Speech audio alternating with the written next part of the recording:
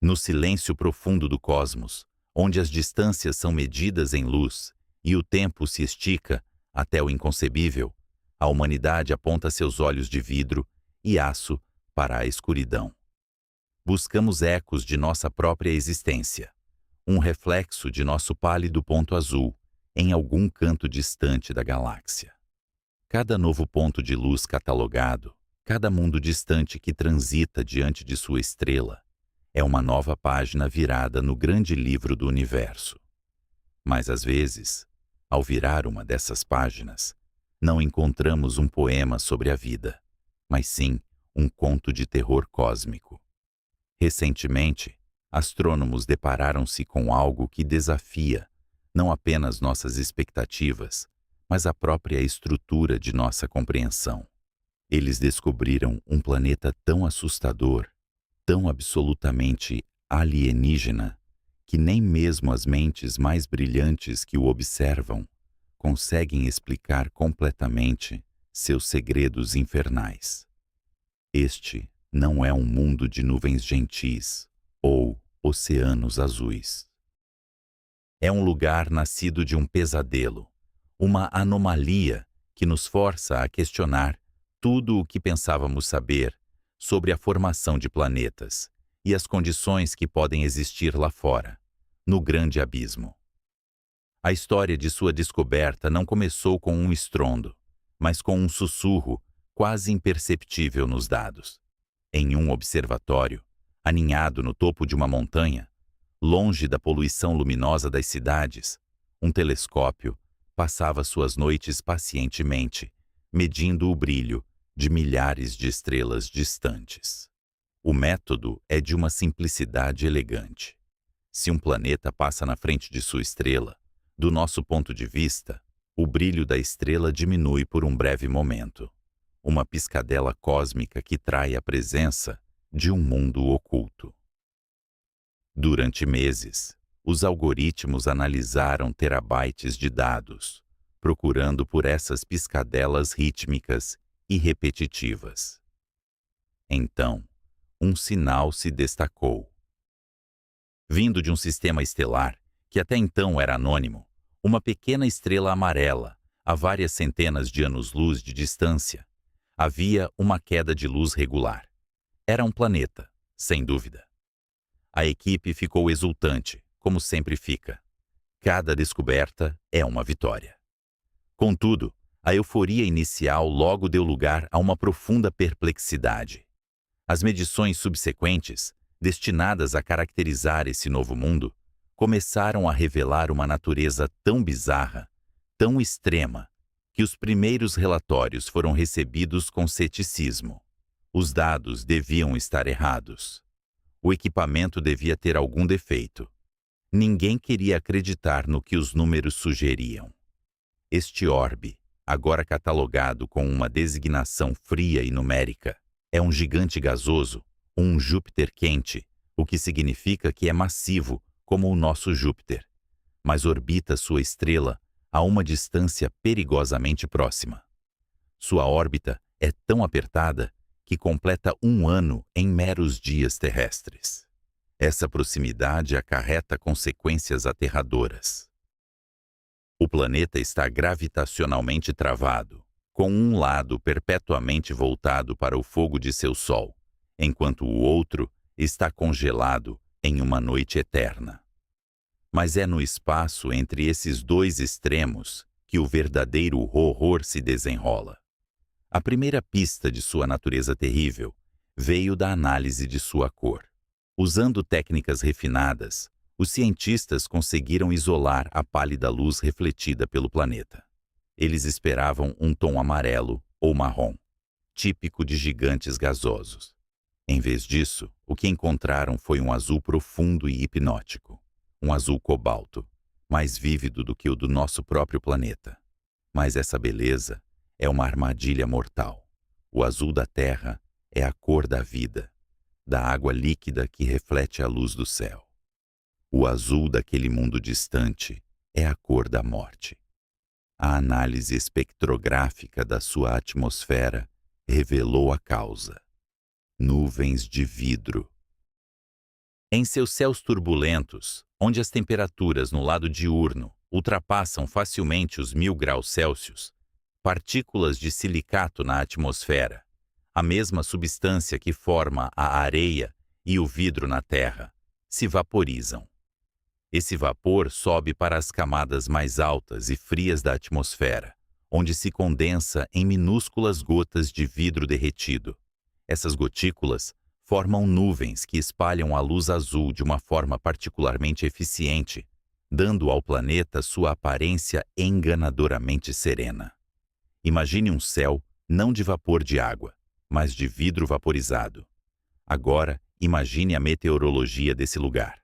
A diferença de temperatura entre o lado diurno escaldante e o lado noturno gélido gera ventos de uma ferocidade inimaginável.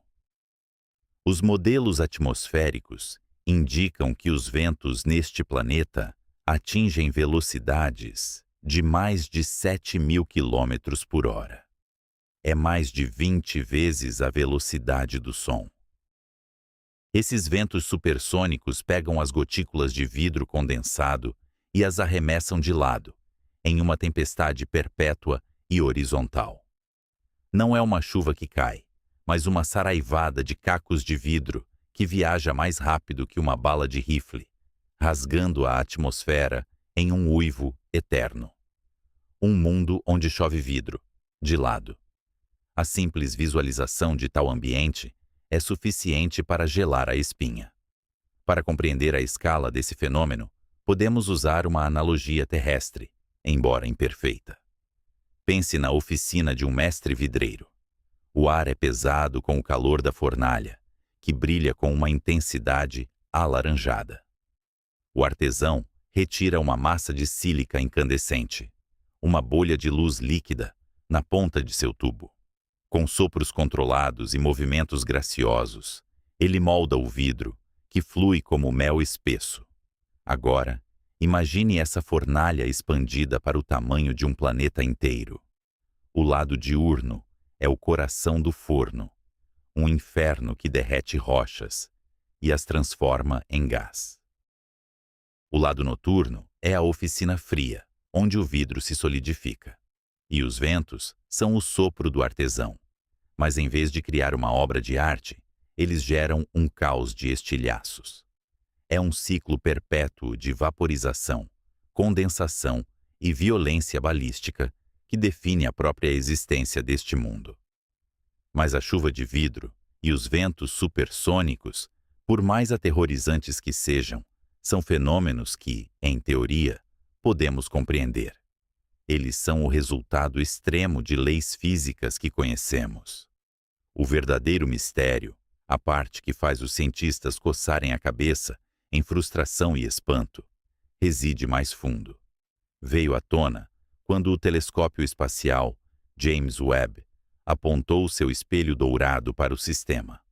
Com sua capacidade sem precedentes de analisar a composição química de atmosferas distantes, o Webb nos deu nosso olhar mais profundo sobre este inferno azul. E o que ele encontrou foi errado. A assinatura química da atmosfera não batia com nenhum modelo. Havia, é claro, o silicato esperado. Havia hidrogênio e hélio, os blocos de construção do universo. Mas havia também outros elementos em proporções que parecem impossíveis. Em particular, a abundância de monóxido de carbono era muito menor do que o previsto, enquanto a de metano era surpreendentemente alta. Em um ambiente tão quente, o carbono deveria se ligar preferencialmente ao oxigênio para formar monóxido de carbono. A presença de tanto metano, uma molécula mais frágil, é um quebra-cabeça químico monumental. É como encontrar um cubo de gelo flutuando intacto em uma panela de água fervente. Algo está ativamente removendo o monóxido de carbono e produzindo metano, ou a química fundamental que governa as atmosferas planetárias quentes. É radicalmente diferente do que nossas melhores teorias propõem. As especulações começaram a surgir, cada uma mais exótica que a outra. Poderia haver um processo geológico desconhecido no interior do planeta, expelindo metano para a atmosfera a uma taxa colossal? Talvez a interação com o campo magnético da estrela esteja impulsionando reações químicas que não previmos. Alguns cientistas, em momentos de pura especulação teórica, até se perguntaram se poderia haver uma forma de vida baseada em silício, prosperando no interior mais frio do planeta, cuja respiração estaria alterando a composição da atmosfera. Essa última hipótese é, obviamente, extraordinariamente improvável, mas o fato de ser considerada, mesmo que brevemente, sublinha o quão profundo é o mistério. A natureza abomina o vácuo, e a ciência abomina o inexplicável. Este enigma nos força a retroceder e reexaminar a jornada que nos trouxe até aqui. A busca por outros mundos não é uma obsessão moderna. Desde que os antigos gregos olharam para os pontos errantes de luz no céu e os chamaram de planetes, andarilhos, nós nos perguntamos: estamos sozinhos? O filósofo Giordano Bruno foi queimado na fogueira em 1600, em parte por sua ousada sugestão de que as estrelas eram sóis distantes, cada um possivelmente com seus próprios planetas, e que esses planetas poderiam abrigar vida. Por séculos, essa foi uma questão para a filosofia e a ficção.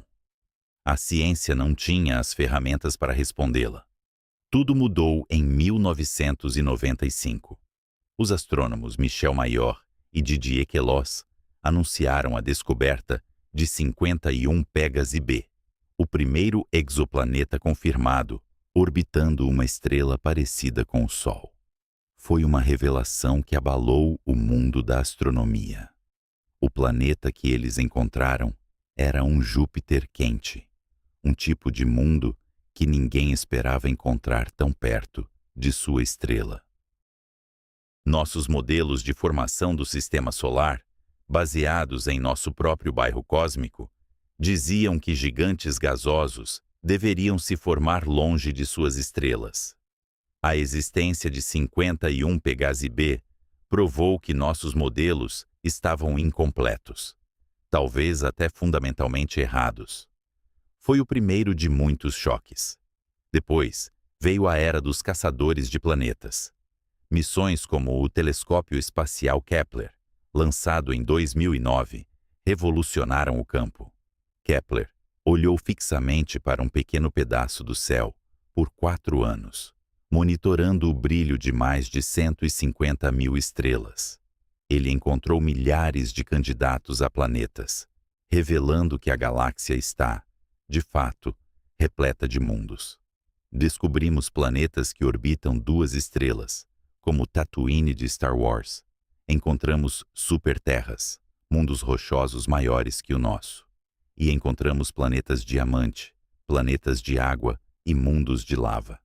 A cada descoberta, o zoológico cósmico se tornava mais estranho e mais maravilhoso. O TESS, sucessor do Kepler, continua essa busca, vasculhando todo o céu em busca de mundos próximos. Essa longa história de descobertas nos ensinou uma lição crucial. O universo é muito mais criativo e muito mais violento do que jamais imaginamos.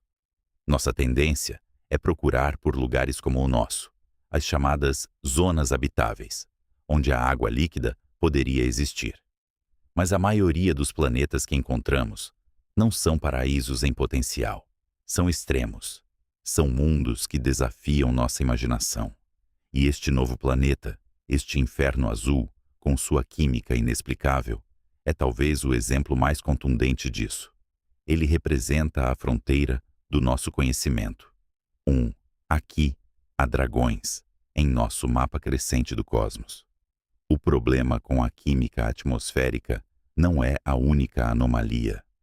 Medições adicionais revelaram um campo magnético de uma força desconcertante.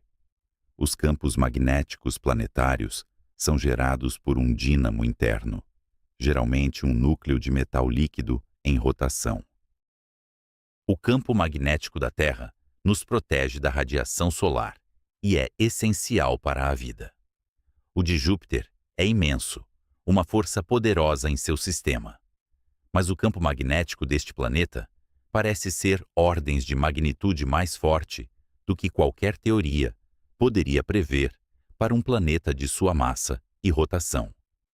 É tão intenso que interage com a sua estrela de maneiras espetaculares e bizarras. Observações de rádio detectaram pulsos estranhos e regulares emanando do sistema. Inicialmente, pensou-se que poderiam ser da estrela, que é conhecida por ser magneticamente ativa. No entanto, o tempo e a polarização dos sinais sugerem que eles se originam da interação entre o campo magnético do planeta e o vento estelar. O planeta está essencialmente gerando suas próprias e massivas auroras, não apenas em seus polos, mas possivelmente envolvendo todo o globo em um espetáculo de luz invisível aos nossos olhos, mas gritando nas frequências de rádio. E há um padrão nesse grito, uma pulsação quase rítmica que os cientistas ainda não conseguem decifrar. O que poderia estar modulando esse sinal com tal regularidade? Seria uma anomalia no dínamo interno do planeta? Uma interação complexa e ressonante com a magnetosfera da estrela? Ninguém sabe ao certo. Esta descoberta tem profundas implicações filosóficas. Por décadas, a busca por vida extraterrestre foi impulsionada por um otimismo cauteloso, encapsulado na equação de Drake. A equação tenta estimar o número de civilizações comunicantes em nossa galáxia, multiplicando uma série de fatores, como a taxa de formação de estrelas, a fração de estrelas com planetas e a fração de planetas onde a vida poderia surgir. Sempre assumimos que, dadas as condições certas, um planeta rochoso, na zona habitável, com água, a vida seria uma consequência provável. Mas este mundo azul nos apresenta uma contranarrativa sombria. Ele nos mostra que um planeta pode ter os ingredientes básicos, mas ser transformado por sua situação em um ambiente tão hostil que a própria ideia de vida se torna absurda. Quantos dos bilhões de planetas em nossa galáxia se assemelham a este, em vez de se assemelharem à Terra? Talvez a zona habitável não seja suficiente. Talvez precisemos de uma série de condições muito mais restritas. Uma estrela estável, uma órbita quase circular, um campo magnético protetor de força certa, uma composição química correta. Este planeta funciona como um filtro para o nosso otimismo. Ele nos lembra que o universo não tem nenhuma obrigação de fazer sentido para nós ou de ser hospitaleiro. A maioria dos mundos pode ser simplesmente inadequada. A vida na Terra pode não ser a regra, mas uma exceção de uma fragilidade e improbabilidade de tirar o fôlego. Somos o produto de uma calmaria cósmica, um oásis de tranquilidade em um deserto de violência. O futuro da exploração deste mundo enigmático repousa sobre os ombros de futuras tecnologias. O James Webb continuará a observá-lo, tentando mapear sua atmosfera em mais detalhes, procurando por variações que possam nos dar pistas sobre sua estranha química. Grandes telescópios terrestres, com espelhos do tamanho de edifícios, tentarão captar a luz polarizada de sua atmosfera, o que poderia revelar mais sobre a estrutura e composição de suas nuvens de vidro. A radioastronomia tentará decifrar o código por trás dos pulsos magnéticos, construindo um modelo da dança invisível entre o planeta e sua estrela. A longo prazo, os cientistas sonham com missões ainda mais ambiciosas. Um dia, talvez possamos construir um telescópio tão poderoso que possa tirar uma imagem direta do planeta, não apenas um ponto de luz, mas um disco real onde possamos ver as tempestades se movendo e as nuvens de silicato girando. Talvez, em um futuro muito mais distante, possamos enviar uma sonda robótica.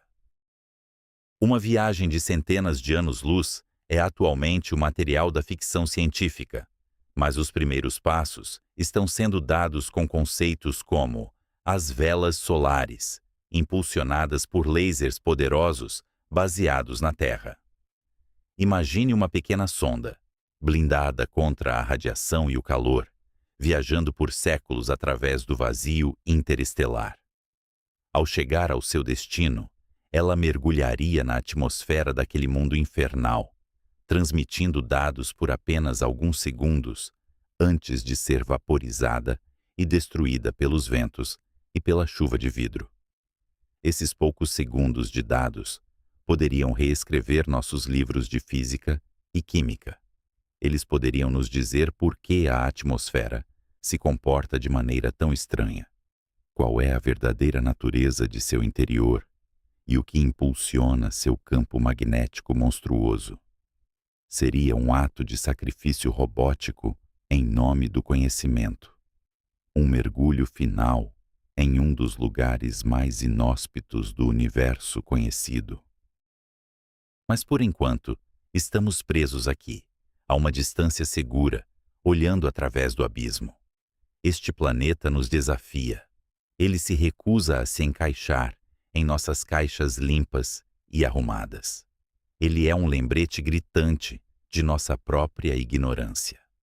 Cada vez que pensamos ter uma compreensão razoável do cosmos, algo assim aparece e nos humilha. Ele nos mostra que nossos modelos são apenas isso. Modelos, aproximações da realidade. A verdadeira natureza do universo é muito mais complexa, muito mais estranha e talvez muito mais assustadora. A ciência não é um corpo de conhecimento estático, mas um processo contínuo de questionamento. E este planeta é uma das maiores perguntas que já encontramos. Não é apenas um objeto de estudo astronômico, é um catalisador para a imaginação e um teste para o nosso intelecto. Ele nos força a ser mais criativos, a pensar fora das nossas suposições confortáveis e a desenvolver novas teorias que possam abranger tais extremos. Enquanto a noite cai em nosso mundo e olhamos para as estrelas, é fácil sentir uma sensação de paz e admiração. Mas agora sabemos que, orbitando um daqueles pontos de luz distantes, há um lugar de fúria inimaginável. Um gigante azul, envolto em ventos supersônicos e tempestades de vidro, com uma química que desafia a lógica e um coração magnético que pulsa com um ritmo misterioso. Ele não nos oferece respostas, apenas perguntas mais profundas. E talvez esse seja o seu maior presente. Em um universo que muitas vezes parece silencioso e indiferente, este mundo grita. Ele grita com o poder de leis físicas levadas ao seu limite absoluto.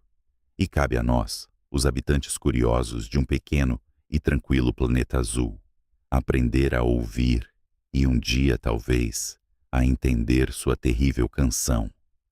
A busca continua, impulsionada não pelo que sabemos, mas pela atração irresistível do que ainda não conseguimos explicar.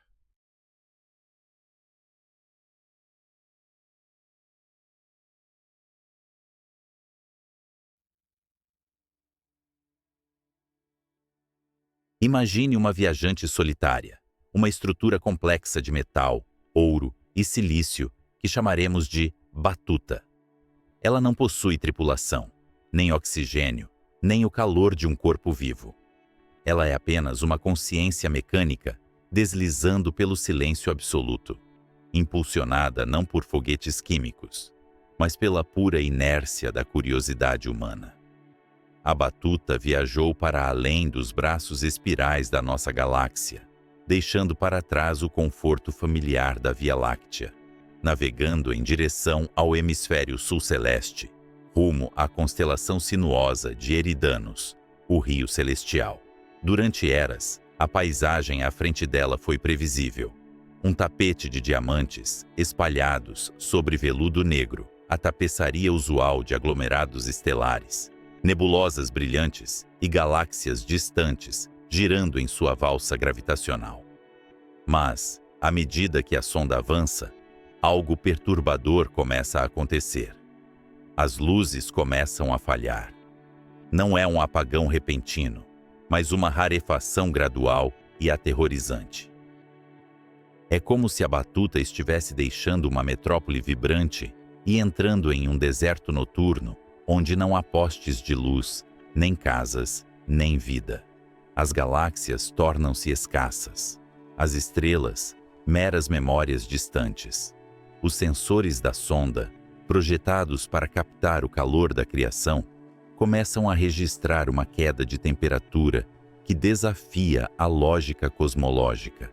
Diante dela, a realidade parece ter sido escavada. Ela encontrou o abismo dentro do abismo.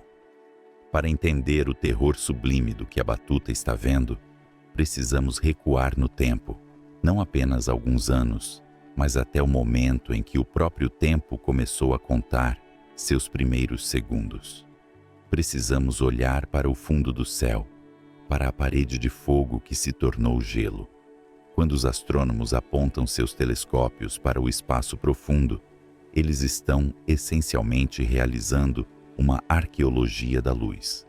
Eles olham para o passado, e a luz mais antiga que podemos ver, a fronteira final da nossa visão, é a radiação cósmica de fundo em micro-ondas. Imagine isso como o brilho residual do Big Bang, a fotografia do universo quando ele era apenas um recém-nascido de 380 mil anos. Antes desse momento, o cosmos era uma sopa quente e opaca de plasma, um nevoeiro denso onde a luz ficava presa, ricocheteando eternamente entre elétrons livres. Mas então, o universo se expandiu e esfriou o suficiente para que os átomos se formassem, e a luz finalmente se libertou, viajando livremente pelo espaço durante 13 bilhões e 800 milhões de anos, até atingir nossas lentes. Essa luz deveria ser uniforme. O princípio cosmológico, um dos pilares da nossa compreensão moderna, dita que o universo, em escalas suficientemente grandes, é homogêneo e isotrópico. Isso significa que não importa para onde olhemos, a textura da realidade deve ser a mesma.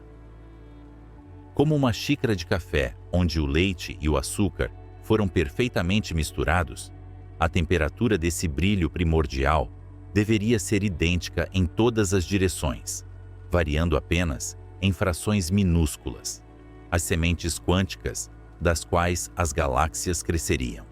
E, na maior parte do céu, isso é verdade. O mapa dessa radiação é um pontilhismo de variações sutis de temperatura, flutuações minúsculas de quente e frio que explicam como a matéria se aglomerou. Mas então, os satélites WMAP e, mais tarde, o Planck, varreram os olhos digitais pela constelação de Eridanos e encontraram algo que não deveria existir. Lá, naquela região específica do céu do sul, há uma mancha.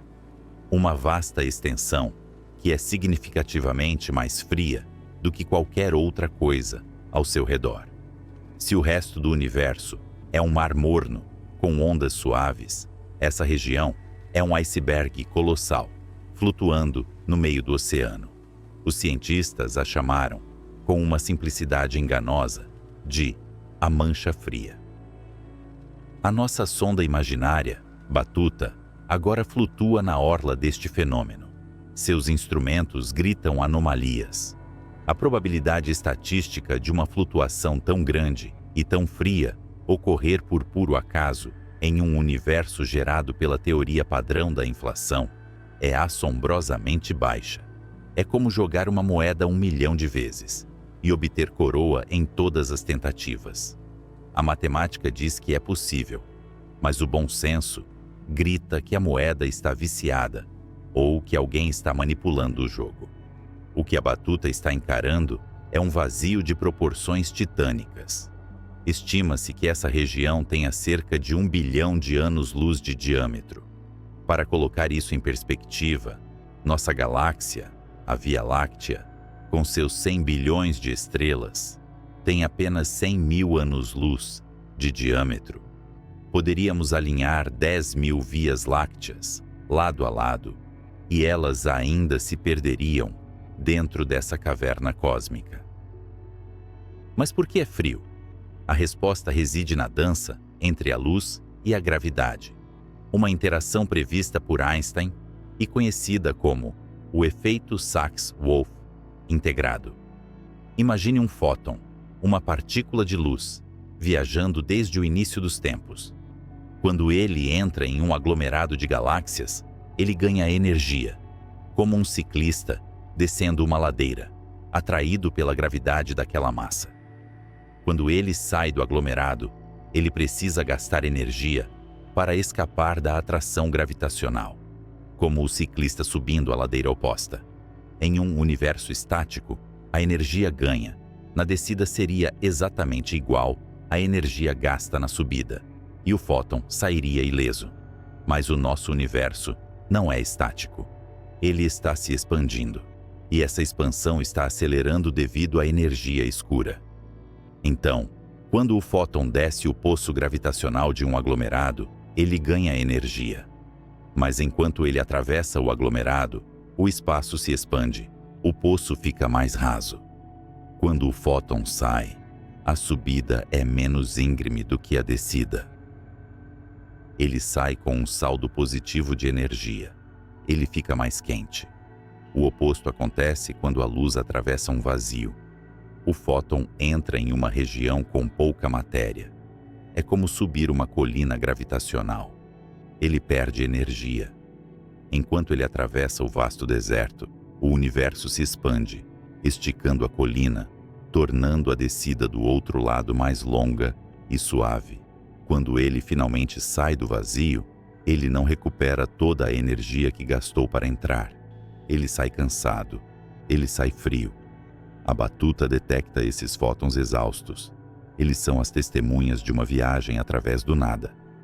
A mancha fria na radiação cósmica de fundo é, portanto, a sombra projetada por um supervazio, um lugar onde a densidade de galáxias é muito menor do que no resto do universo.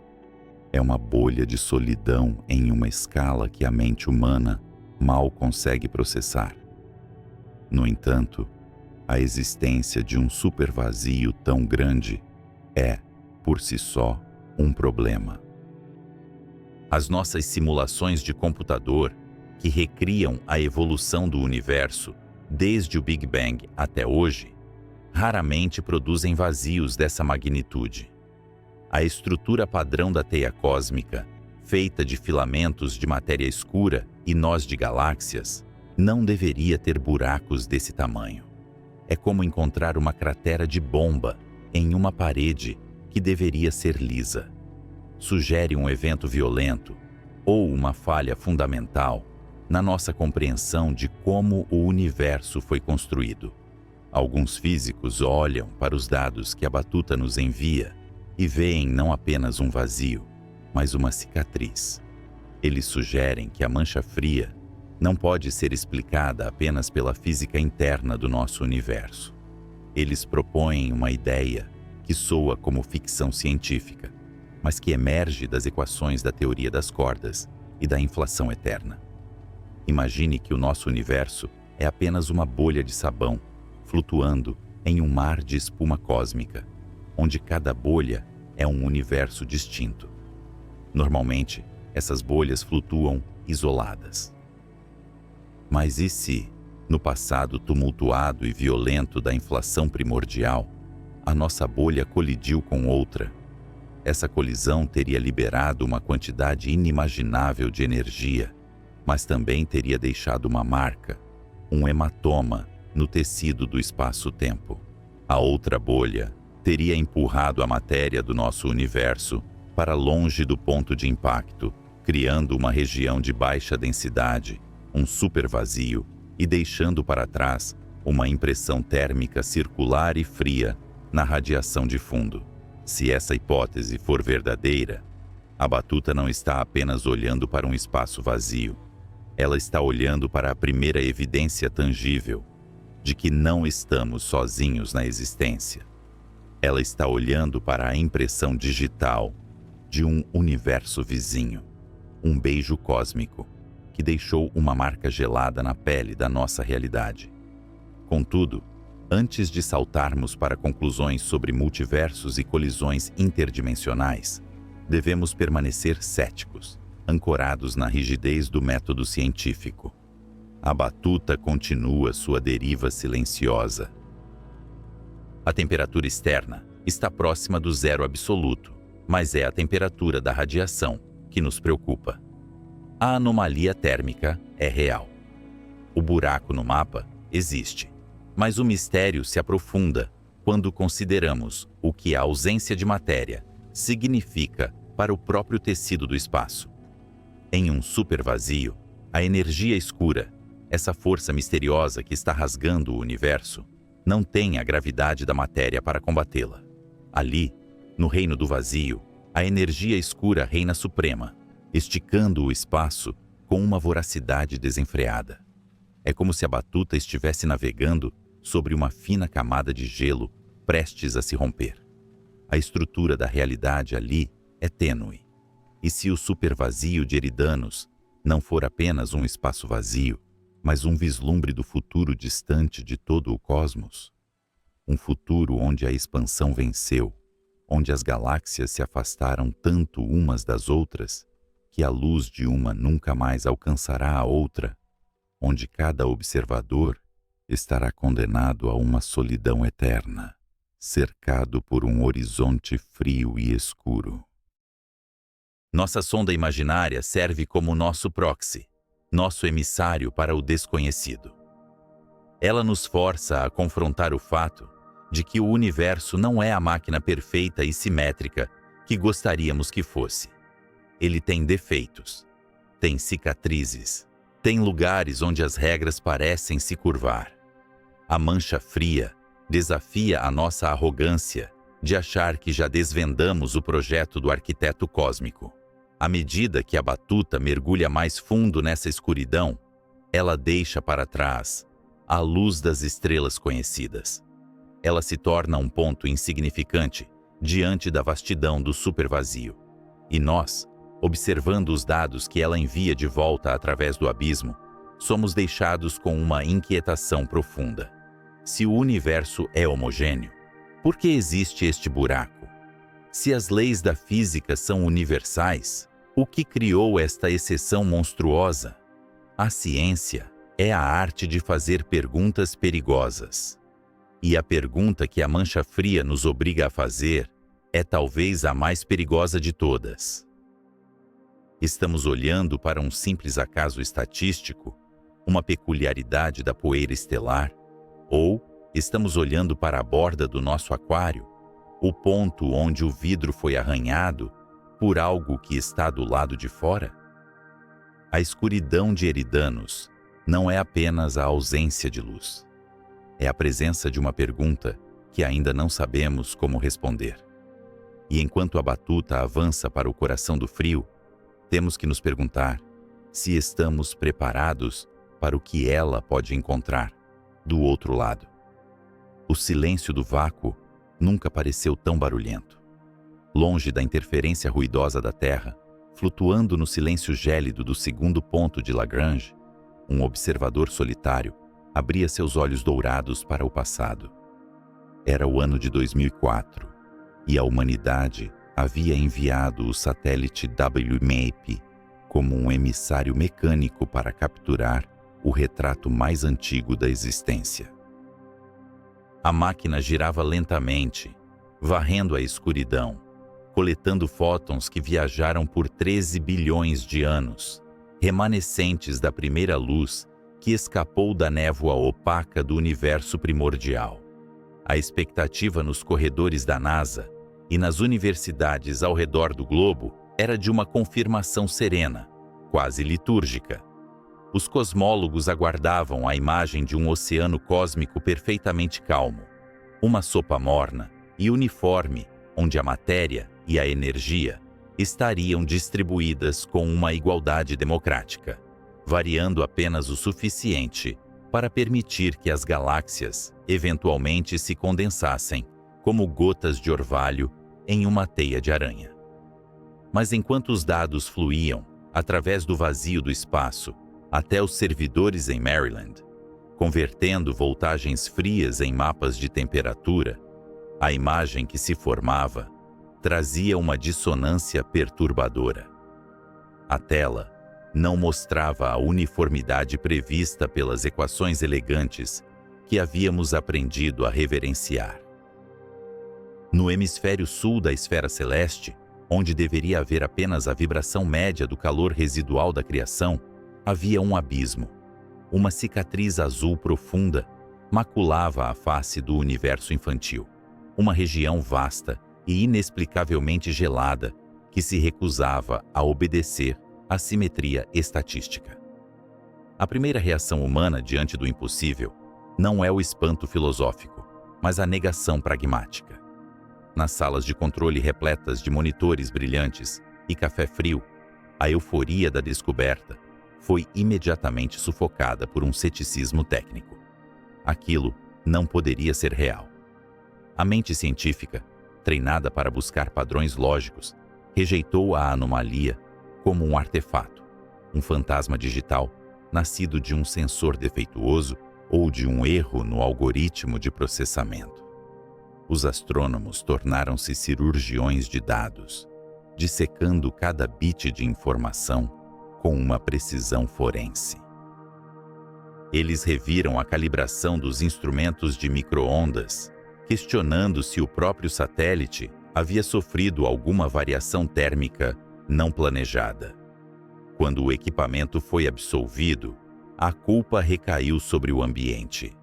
Talvez fosse a própria Via Láctea pregando uma peça cósmica, lançando sua poeira fria e gases difusos na frente da lente, como uma nuvem passando diante do Sol, obscurecendo a visão do cosmos profundo.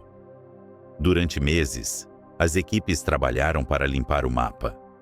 Eles subtraíram meticulosamente o brilho da nossa galáxia, removeram as emissões de rádio conhecidas e corrigiram as distorções causadas pelo movimento do nosso sistema solar através do espaço. Eles esfregaram a lente digital do WMAP, esperando que, ao remover a sujeira do primeiro plano, a mancha desaparecesse como uma ilusão de ótica desfeita pela clareza. Mas a cicatriz persistiu. Ela olhava de volta para eles, desafiadora e indestrutível.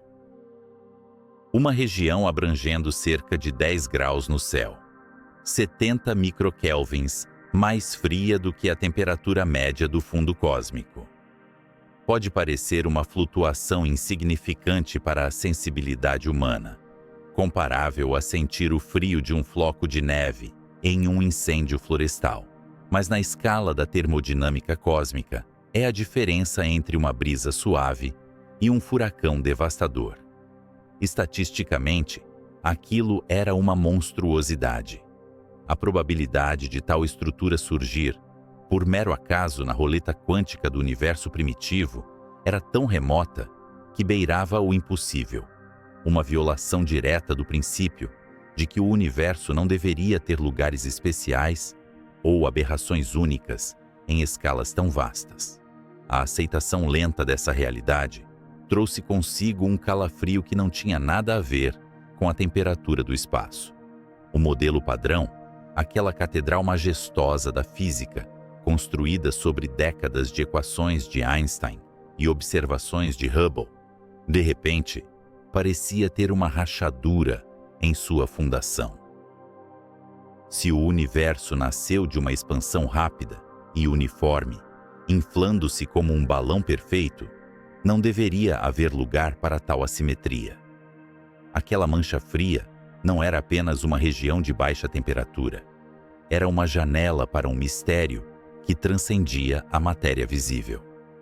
Significava que, naquele ponto específico do céu, a luz do Big Bang havia perdido energia de uma maneira que a física convencional lutava para explicar.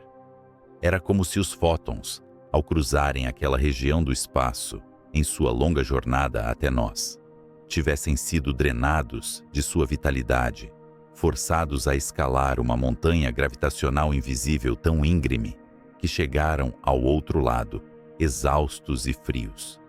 Os cientistas olhavam para os mapas coloridos, onde o vermelho e o amarelo representavam o calor familiar da criação, e seus olhos eram inevitavelmente atraídos para aquele círculo azul escuro. Não estávamos mais lidando com poeira galáctica ou erros de computador. Estávamos encarando uma estrutura colossal que desafiava nossa compreensão da arquitetura do cosmo. A cicatriz era real, impressa no tecido do tempo-espaço, e sua mera existência sussurrava que algo monumental, algo capaz de devorar a energia da própria luz, estava à espreita na escuridão entre as galáxias. O que poderia ter criado tal abismo? Seria uma falha na textura do universo, um eco de outro cosmos colidindo com o nosso? Ou uma concentração de vazio tão absoluta que desafiava a própria gravidade? A busca por uma resposta nos levaria para longe dos mapas bidimensionais e nos forçaria a mergulhar na profundidade tridimensional do desconhecido.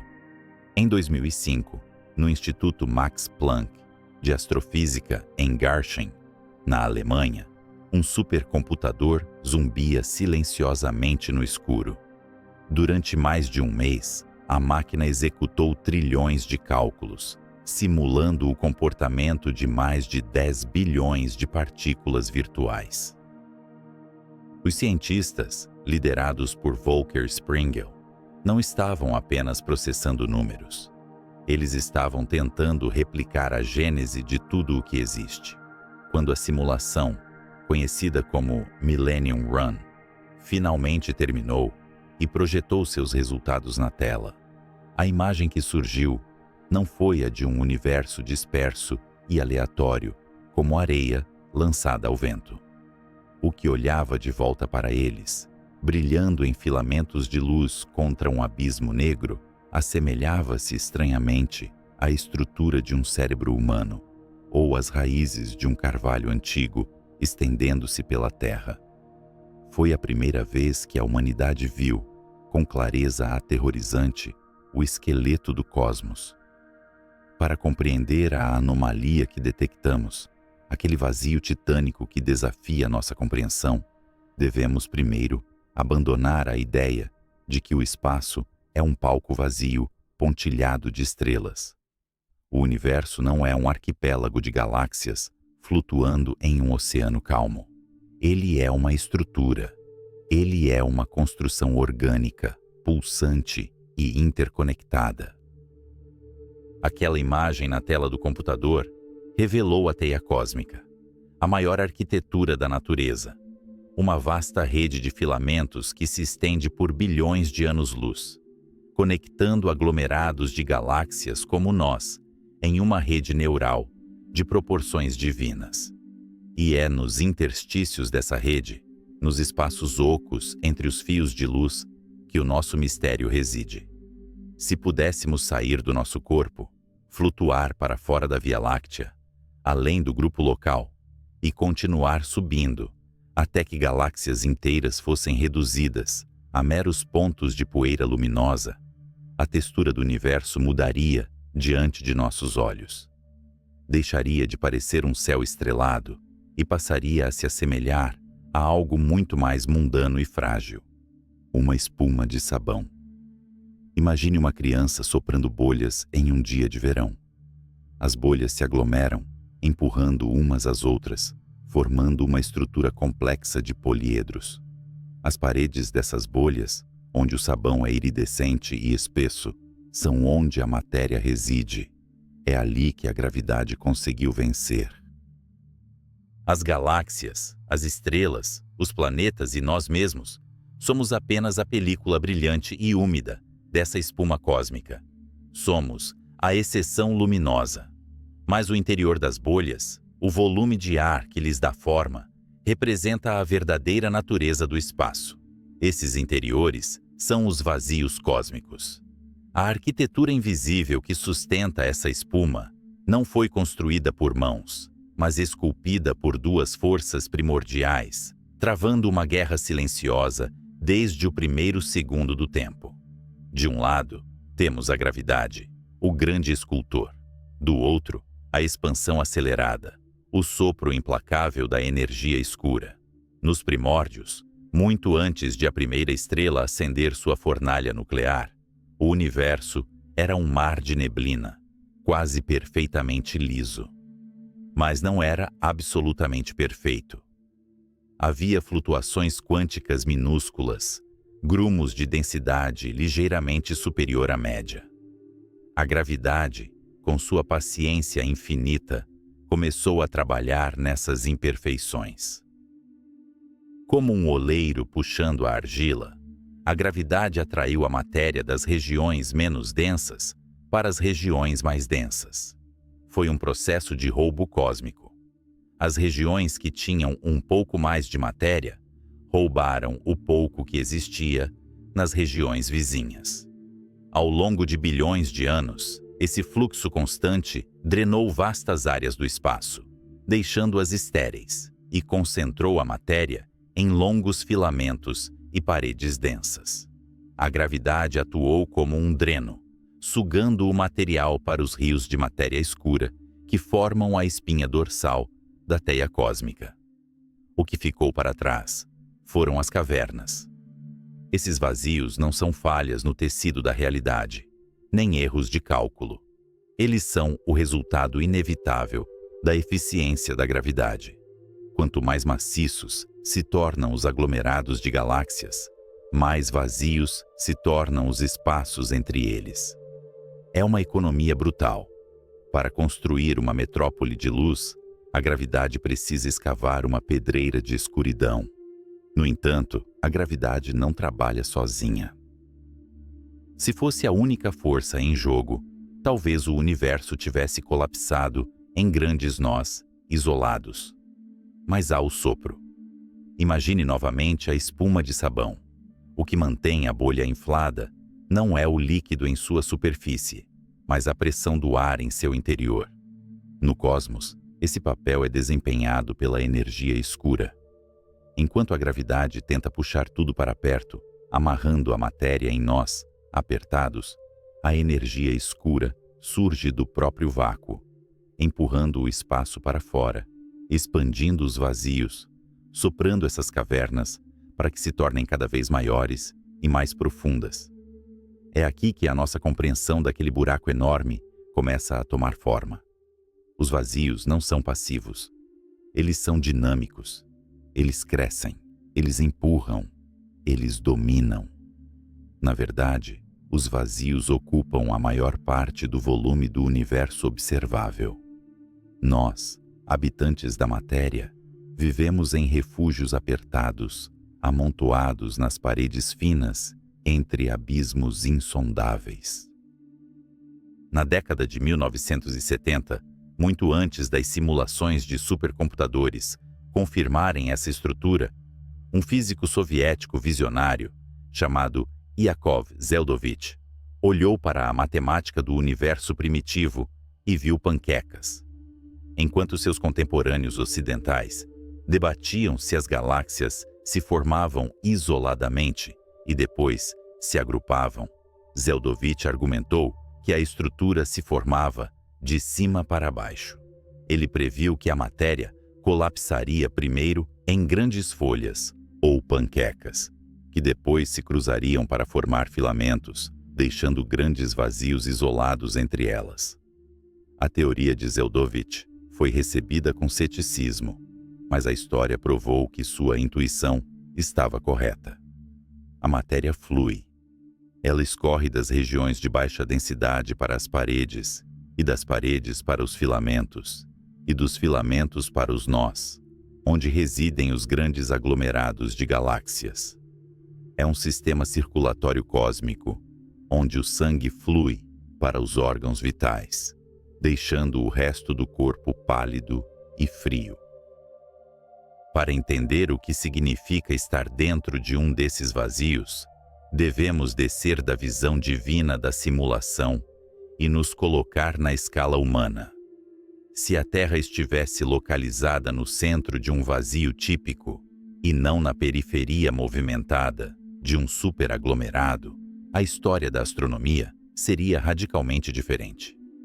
Imagine um céu noturno sem a faixa leitosa da Via Láctea, sem a vizinha Andrômeda, visível como uma mancha de luz. Se estivéssemos no coração do vazio de Bootes, uma das maiores cavernas conhecidas, a 300 milhões de anos-luz daqui, nossos telescópios apontariam para a escuridão e encontrariam nada. Talvez, com instrumentos muito sensíveis, víssemos uma ou duas galáxias solitárias, ilhas náufragas perdidas no Oceano Negro, mas a vasta tapeçaria do cosmos estaria oculta de nós. Houve quem dissesse que se a Via Láctea estivesse no centro do vazio de Bootes, não teríamos descoberto a existência de outras galáxias até a década de 1960. Teríamos acreditado por toda a nossa história que éramos a única ilha de matéria em um universo infinito de vácuo. A nossa solidão seria absoluta. Essas regiões são desertos, mas mesmo desertos têm vida. Dentro dos vazios, a densidade da matéria é talvez 1/10 da média cósmica. Há átomos lá, há partículas de matéria escura e há galáxias anãs ocasionais que nunca conseguiram se fundir com suas vizinhas maiores.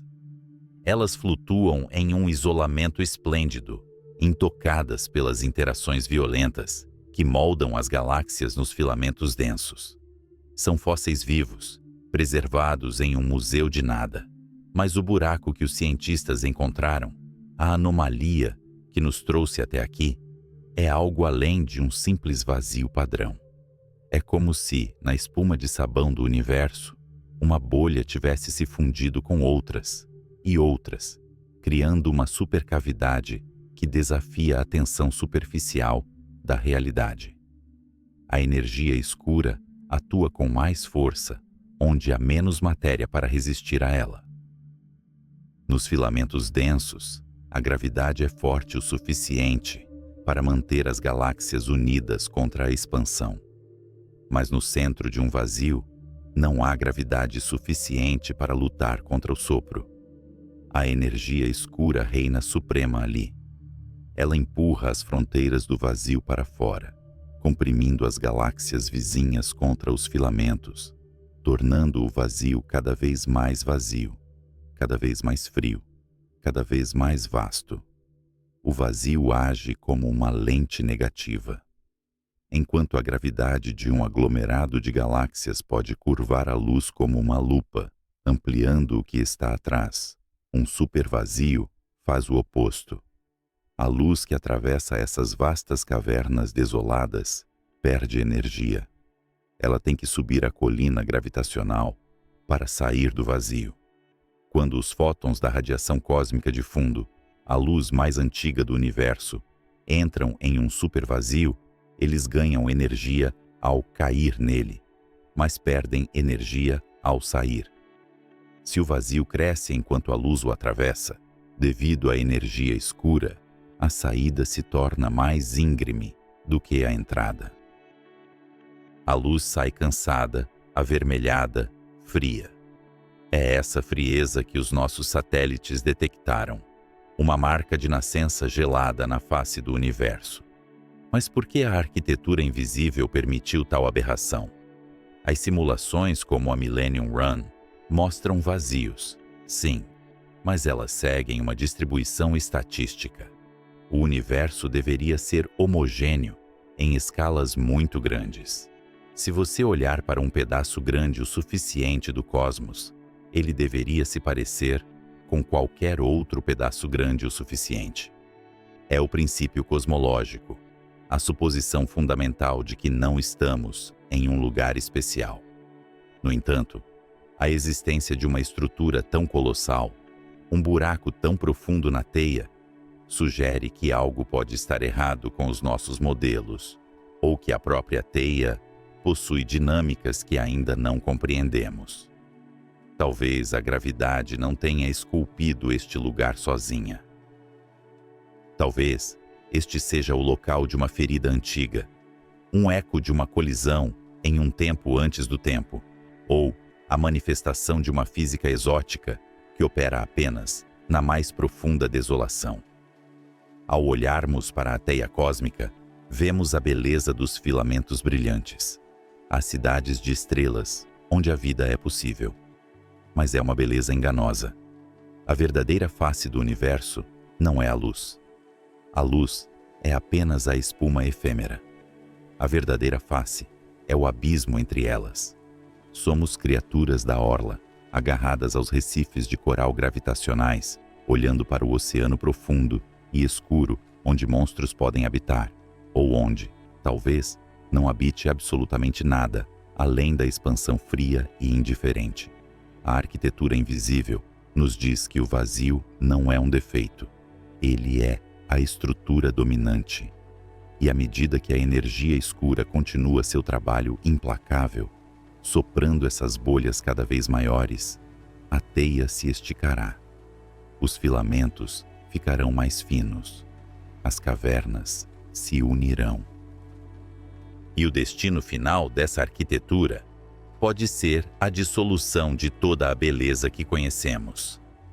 Mas antes de contemplarmos o fim, precisamos entender a origem dessa caverna específica.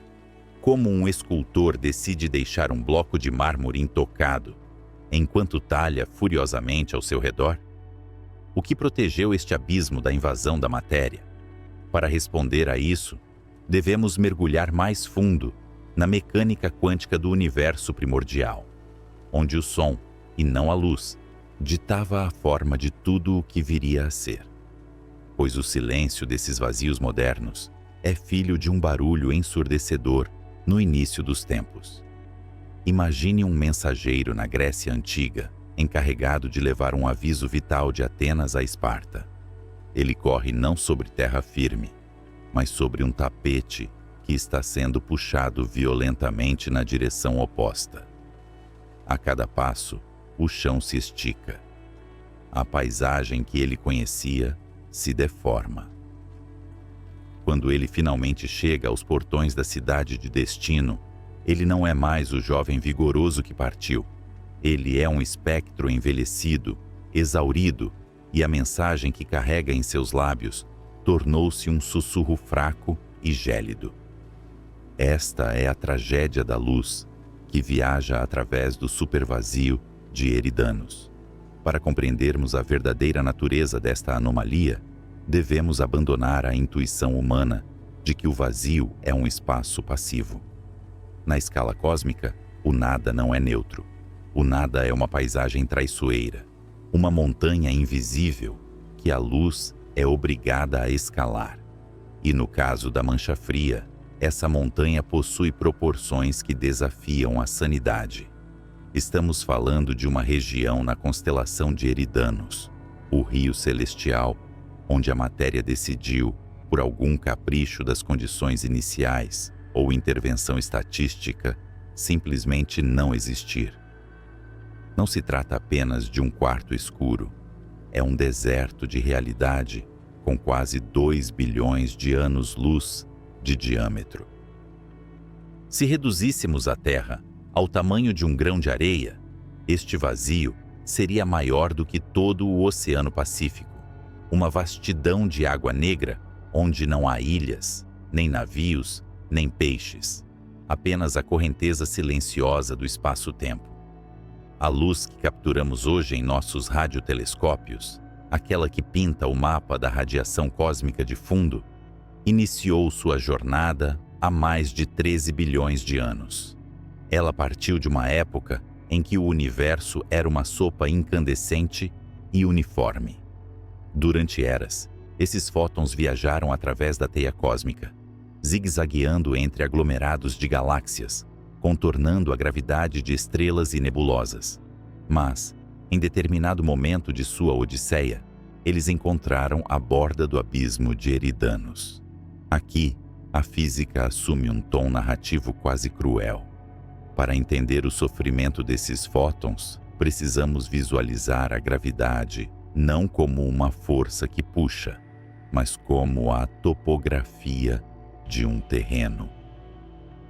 Onde há muita matéria, como aglomerados de galáxias, o tecido do espaço afunda, criando vales profundos. Onde há vazio, o tecido se eleva, criando colinas ou planaltos. A luz, embora não tenha massa, é escrava da geometria do espaço. Quando um fóton passa perto de uma galáxia, ele cai no vale, ganha velocidade e energia, torna-se mais azul, e ao sair do outro lado, precisa gastar essa energia para escalar a parede do vale e voltar ao nível normal. Em um universo estático, a energia ganha na descida é exatamente igual à energia perdida na subida. O saldo é zero. O fóton continua sua viagem inalterado. Mas o supervazio de Eridanos é uma besta diferente. Ele é uma colina gigantesca, um platô de potencial gravitacional elevado cercado por vales de matéria. Quando os fótons primordiais atingiram a borda deste supervazio, eles tiveram que começar a escalar. Imagine um ciclista no sopé de uma montanha colossal. Ele pedala com força, trocando sua energia cinética por energia potencial. Ele sobe, sobe e sobe, deixando para trás a atração gravitacional da matéria densa que circunda o vazio. Esse esforço custa caro.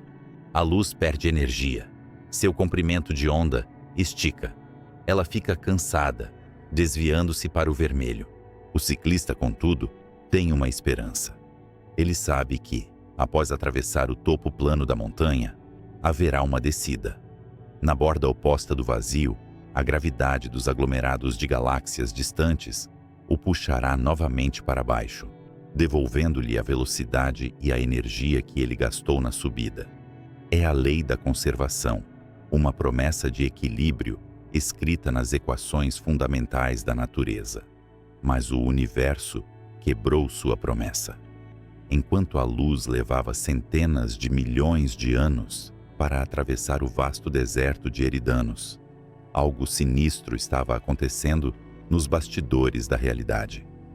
A energia escura, essa força fantasma que impulsiona a expansão do cosmos, estava trabalhando.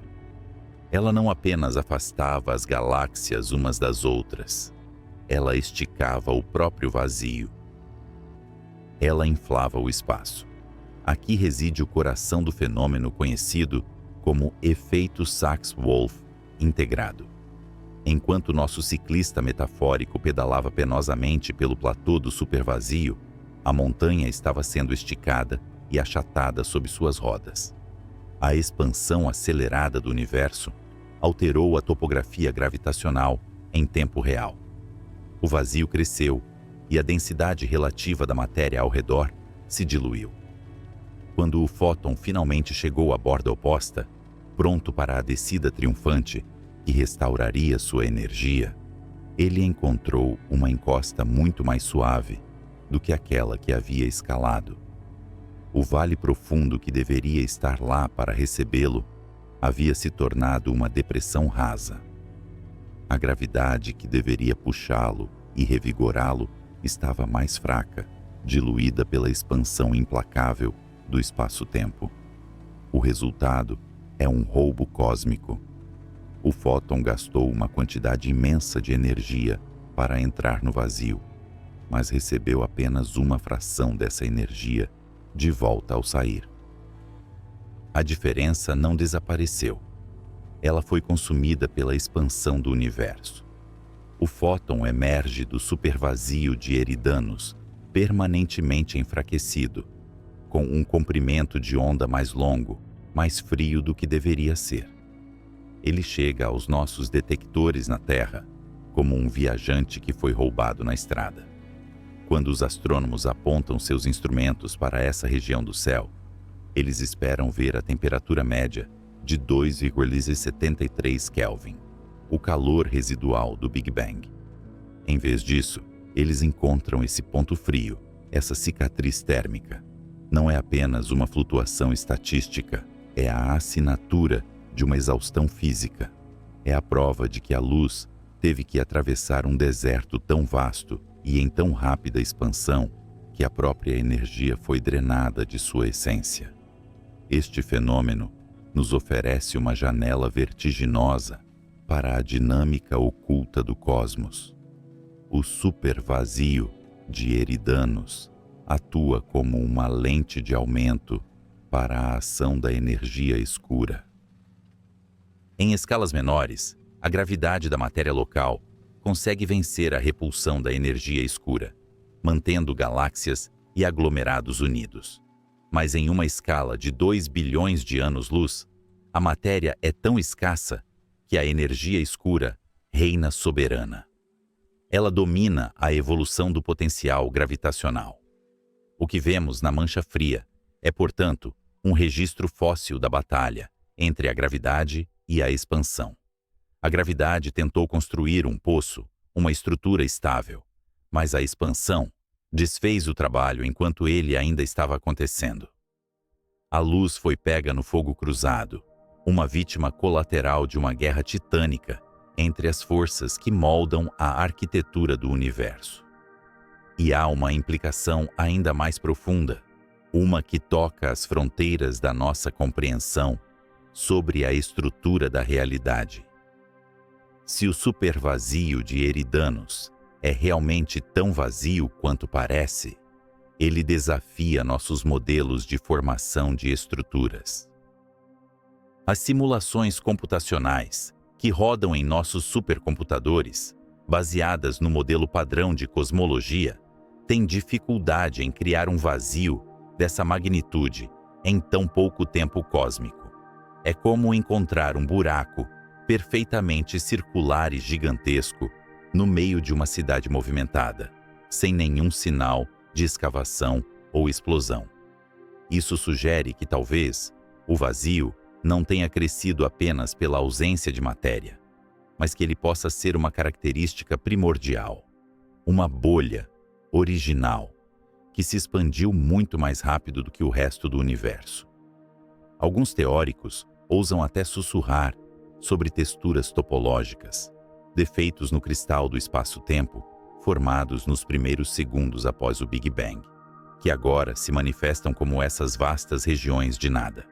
Mas, voltando à luz exausta que chega aos nossos olhos, devemos considerar o que sua jornada nos diz sobre o futuro. O efeito Sachs-Wolfe integrado é um prenúncio. Hoje, ele é uma anomalia detectável apenas nos maiores vazios. Mas à medida que o universo envelhece e a energia escura continua a acelerar a expansão, esses vazios crescerão. Eles se fundirão. As ilhas de matéria ficarão cada vez mais isoladas, separadas por oceanos intransponíveis de espaço em expansão. No futuro distante, todo o universo se comportará como o supervazio de Eridanos. A luz que tentar viajar de um aglomerado de galáxias para outro perderá tanta energia no caminho que poderá se tornar indetectável, esticada até o infinito, transformando o cosmos em um lugar de escuridão absoluta e silêncio eterno. O ciclista não apenas chegará exausto, ele eventualmente deixará de chegar. A estrada se tornará longa demais, a montanha alta demais, e a descida deixará de existir. Olhar para a mancha fria é olhar para o fantasma do fim dos tempos. É ver a máquina térmica do universo perdendo eficiência, um fóton de cada vez. É a entropia disfarçada de astronomia. No entanto, a existência desse vazio titânico resolve o mistério da mancha fria de uma maneira que, embora inquietante, é fisicamente consistente. Não precisamos invocar colisões com universos paralelos ou falhas na teoria da relatividade para explicar a temperatura gélida dessa região. Precisamos apenas aceitar que o universo é mais esburacado, mais vasto e mais dominado pelo vácuo do que nossa mente confortável gostaria de admitir. A luz que atravessou Eridanos nos conta uma história de sobrevivência. Ela foi drenada, esticada e enfraquecida, mas chegou até nós. Ela carrega a marca do vazio em sua frequência. E ao decodificarmos essa mensagem, percebemos que o buraco no universo não é apenas uma ausência de coisas, é uma presença ativa. É um ator no palco cósmico, empurrando a luz, distorcendo o tempo e nos lembrando de que, na grande escala das coisas, a matéria, as estrelas, os planetas, nós, é a exceção. Uma poeira brilhante flutuando em um oceano de escuridão em expansão. Se a luz perde energia ao tentar escapar desse poço que se alarga, o que isso significa para a informação que ela carrega? Estaremos vendo o universo como ele é, ou estaremos vendo uma imagem distorcida, filtrada através das lentes de um vazio que devora a energia da realidade? Imagine um arquiteto que recebe a tarefa de erguer uma catedral gótica, pedra por pedra, mas lhe é concedido apenas o tempo de uma única batida de coração para completar a obra. As leis da construção ditam que o cimento precisa secar, que os arcos precisam de suporte e que a gravidade não pode ser apressada. Se você olhasse para o horizonte e visse a catedral perfeitamente formada em um instante, saberia instintivamente que as regras que governam a alvenaria e o tempo foram violadas, ou que uma mão externa, invisível aos registros da construção, interveio no processo. Este é o dilema exato que assombra os cosmólogos quando contemplam a vastidão do Eridanos. O modelo padrão da cosmologia, aquela grande estrutura intelectual que construímos cuidadosamente ao longo do último século, funciona como um relógio suíço. Ele nos diz com precisão quase arrogante o quão rápido a matéria pode se agrupar e quão rápido o espaço pode se esvaziar sob a influência implacável da gravidade. Temos um orçamento de tempo muito estrito, 13,8 bilhões de anos. Parece uma eternidade para a mente humana, mas para a escultura de estruturas na escala de bilhões de anos-luz, é um prazo apertado. De acordo com as simulações mais avançadas, onde recriamos o nascimento e a evolução do cosmos milhares de vezes em supercomputadores, a gravidade simplesmente não é rápida o suficiente para limpar uma região de 1 bilhão de anos-luz de diâmetro. Mover galáxias para fora de um vazio desse tamanho é como tentar esvaziar um oceano com uma colher de chá. O tempo decorrido desde o momento da criação até o presente não permite tal feito. A matemática sugere que a probabilidade de um vazio desta magnitude se formar por flutuações aleatórias no plasma primordial é tão infinitesimal que beira o impossível. É um evento que não deveria ter ocorrido na história do nosso universo. E, no entanto, o buraco está lá. Uma ausência monumental olhando para nós. Quando o impossível se manifesta na realidade, a ciência deve admitir que suas ferramentas atuais são inadequadas. Se as equações que descrevem o nosso universo não conseguem explicar a cicatriz em seu flanco, talvez a causa não resida dentro do nosso universo, mas fora dele. Estamos nos aventurando agora além das fronteiras da cosmologia observacional, entrando no reino vertiginoso da física especulativa, onde a própria definição de realidade começa a se fragmentar. Para entender o que poderia criar tal anomalia, devemos abandonar a ideia de que o nosso universo é uma ilha solitária de existência. Devemos considerar a possibilidade aterrorizante e sublime de que somos apenas uma bolha flutuando em um oceano de espuma cósmica infinita. Imagine uma panela de água fervente. No fundo, bolhas de vapor se formam, crescem e sobem. Cada bolha é um universo isolado, com suas próprias leis físicas, contendo seu próprio espaço e tempo, hermeticamente fechado em sua própria membrana dimensional. Esta é a visão trazida pela teoria da inflação eterna e pela teoria das cordas. O espaço entre essas bolhas não é um vácuo comum, mas um substrato de alta energia, um campo quântico fervilhante onde universos nascem continuamente como gotas de chuva em um lago durante uma tempestade. Neste cenário de multiverso, o nosso cosmos não é especial. É apenas mais uma nucleação em um processo sem fim. E assim como bolhas de sabão em uma pia cheia podem colidir umas com as outras, universos bolha também podem se encontrar. É aqui que a física teórica Laura Mersini Houghton entra em cena, trazendo uma lanterna para iluminar a escuridão deste mistério.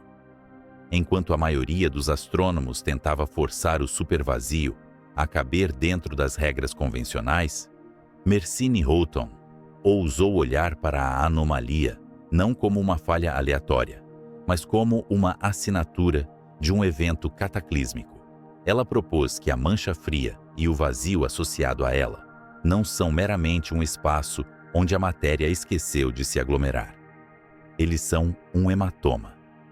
Imagine dois universos bolha, expandindo-se violentamente no multiverso primordial. Eles estão próximos, crescendo a velocidades incompreensíveis, impulsionados pela energia do vácuo.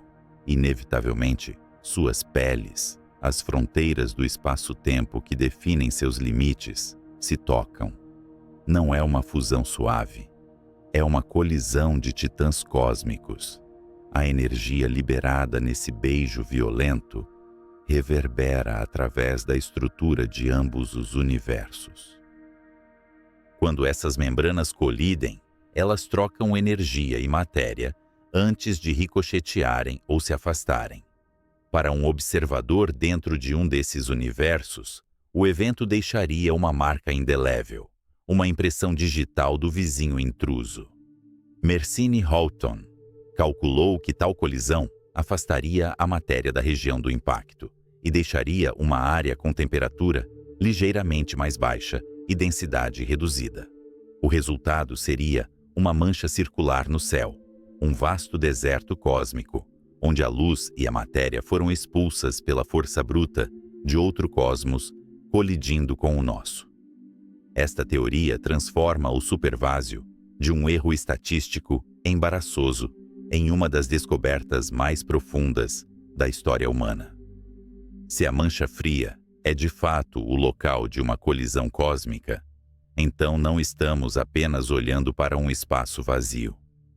Estamos olhando para a primeira evidência empírica de que não estamos sozinhos na existência. Estamos tocando a pele de outro universo. A elegância desta hipótese reside em como ela resolve o problema do tempo. A gravidade não precisou mover as galáxias para fora do vazio ao longo de bilhões de anos. A região não se esvaziou lentamente. Ela nasceu marcada. O vazio foi impresso na tapeçaria do universo nos seus primeiros momentos, muito antes de as primeiras estrelas ascenderem. A estrutura colossal já estava lá, codificada nas condições iniciais. Uma ferida de nascença resultante da nossa vizinhança caótica no multiverso. Visualizar isso exige que a mente humana transcenda a geometria tridimensional. Pense no nosso universo inteiro como a superfície de um balão gigante. A colisão com outro balão achataria uma parte dessa superfície, esticando o tecido do espaço-tempo e dissipando a energia térmica naquela região específica. À medida que o nosso universo se expandiu ao longo de eras, essa marca de achatamento expandiu-se com ele, tornando-se a vasta região fria e vazia que nossos satélites detectam hoje na constelação de Eridanos. As implicações filosóficas desta ideia são tão vastas quanto o próprio vazio. Durante séculos, a ciência tem sistematicamente removido a humanidade do centro das coisas. Copérnico nos tirou do centro do sistema solar. Hubble nos mostrou que o nosso Sol é apenas um entre bilhões em uma galáxia, que é apenas uma entre bilhões.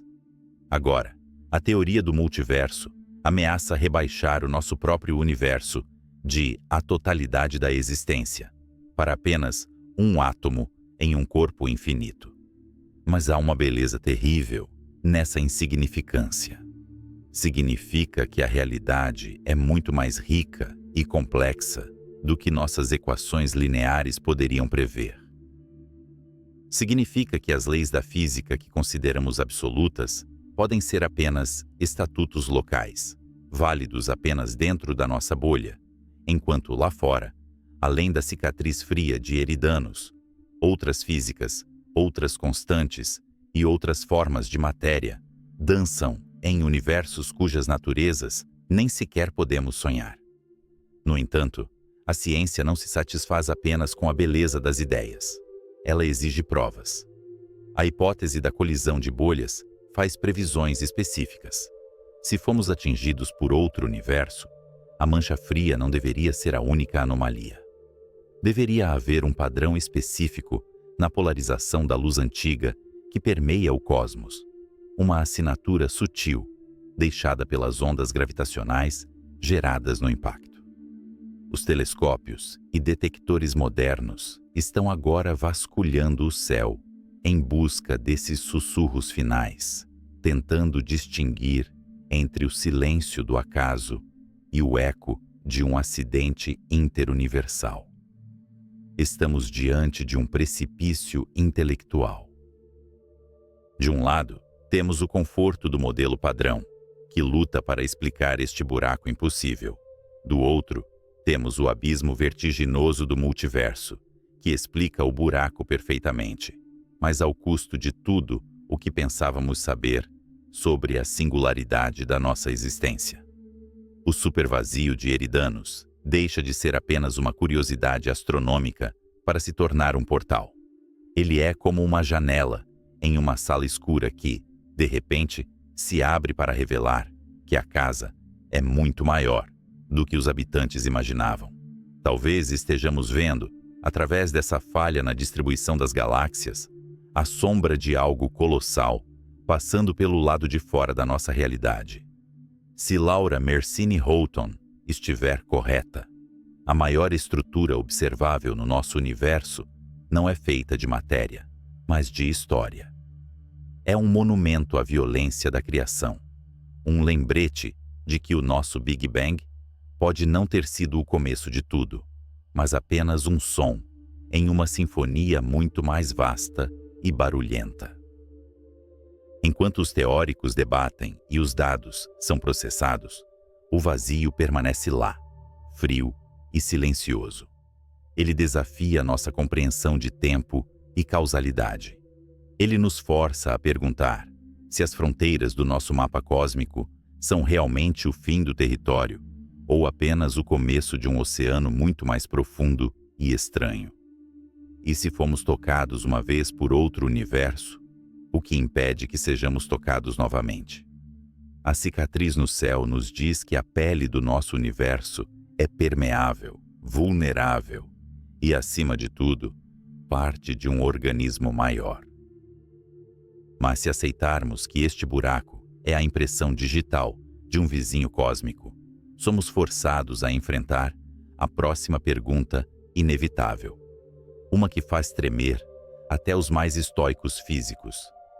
O que acontece com a estrutura da realidade quando mundos colidem? E o que existe no espaço entre eles, naquele não lugar onde a física do nosso universo se dissolve no nada absoluto? Imagine um astrônomo solitário, nascido em um planeta que orbita uma anã vermelha, moribunda, daqui a 100 bilhões de anos. Ele ajusta seu telescópio, um instrumento de precisão inimaginável para nós, e aponta para a escuridão acima. Ele espera ver o que vemos, um tapete de galáxias, espirais majestosas e aglomerados vibrantes que contam a história de uma origem violenta e quente. Mas ele não vê nada. Para este observador do futuro distante, o universo é uma ilha estática e solitária, cercada por um oceano de nada absoluto. Os livros de história de sua civilização não falam de um Big Bang, nem de uma expansão cósmica, pois todas as evidências fugiram para além do horizonte, apagadas para sempre. Esta visão aterrorizante de solidão não é apenas uma ficção melancólica, mas o destino matemático escrito nas equações que regem o cosmos. Quando olhamos hoje para o grande vazio de Eridanos, para aquela vasta extensão de frio e silêncio que desafia nossa compreensão, não estamos apenas olhando para uma anomalia estatística ou um acidente na arquitetura cósmica. Estamos olhando para um espelho do tempo. O vazio é um profeta. Ele é o fantasma do Natal futuro de todo o universo, uma prévia local do destino gelado que aguarda cada átomo, cada estrela e cada pensamento que já existiu. A chave para compreender este apocalipse lento reside na natureza insidiosa daquele motor invisível que já discutimos, a força que domina o vazio. Enquanto a gravidade tenta, como um amante desesperado, manter as coisas unidas, puxando matéria contra matéria em um abraço caloroso, a expansão acelerada atua como um solvente universal. Imagine o tecido do espaço-tempo não como uma folha estática, mas como a superfície de um rio que flui cada vez mais rápido em direção a uma cachoeira infinita. As galáxias distantes são barcos neste rio. Elas não estão se movendo através da água. É a própria água entre nós, e elas que está sendo criada a uma taxa exponencial. Hoje, a luz dessas galáxias ainda luta contra a correnteza, nadando furiosamente para alcançar nossas lentes, trazendo consigo imagens de tempos antigos. Mas chegará um momento em que a correnteza do espaço se tornará forte demais. A velocidade com que o espaço se expande entre nós e os aglomerados vizinhos ultrapassará a velocidade da própria luz.